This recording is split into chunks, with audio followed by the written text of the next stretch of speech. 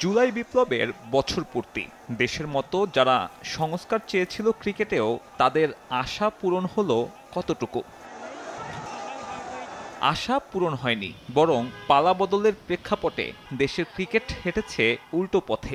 যাদের ঘিরে ছিল প্রত্যাশার পাহাড়, ক্ষমতার সংস্পর্শে এসে তাদের আসল চেহারা স্পষ্ট হলো ক্রিকেট প্রেমীদের সামনে।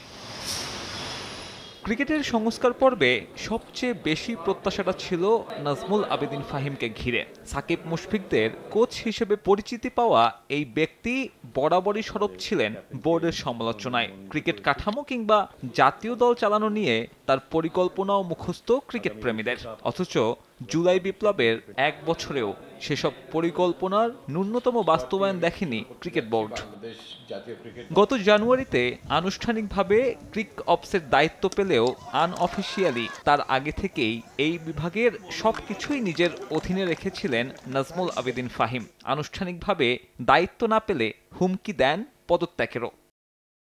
তবে দায়িত্ব বুঝে পাবার 10 মাসে ব্যর্থতার ঘেরাটোপে জাতীয় দল। এই সময়ে 30 ম্যাচ খেলা টাইগাররা জয়ের মুখ দেখেছে মাত্র 7 বার।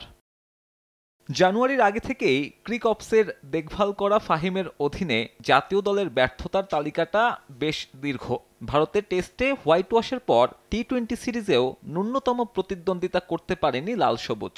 এরপর ঘরের মাঠে আফগানদের কাছে সিরিজ হার, প্রথমবারের মতো আরব আমিরাতের কাছে সিরিজ হার সহ কেবলই হারের বৃত্তে বাংলাদেশ।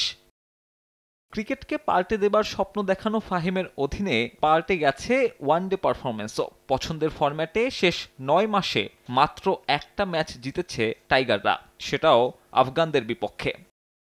মাঠের পারফরম্যান্স ছাড়া ড্রেসিং রুমেও এসেছে অস্থিরতা। অধিনায়কত্ব ইস্যুতে টালমাটাল জাতীয় দল। ক্রিক অপস চেয়ারম্যান নিজেও ঠেকাতে ব্যর্থ শান্তর পদত্যাগ। অবশ্য ফাহিম এসব কিছুই দেখেছেন মাঠে থেকে। বোর্ডের ভেতরে গুঞ্জন তাকে ডাকা হয় ট্যুর পরিচালক হিসেবে। তবে তার মধুচন্দ্রিমার ইতি ঘটতে পারে লঙ্কা সিরিজে। সাদা বলের সিরিজেও ব্যর্থ হলে দায়িত্ব হারাতে পারেন বিকেএসপির এই সাবেক কোচ। তাই শ্রীলঙ্কার বিপক্ষে কেবল ক্রিকেটের ভাগ্য বদল নয়, ভবিষ্যৎ নির্ধারিত হবে ক্রিক অপস চেয়ারম্যানেরও। সাব্বির মিথুন, সময় সংবাদ, ঢাকা।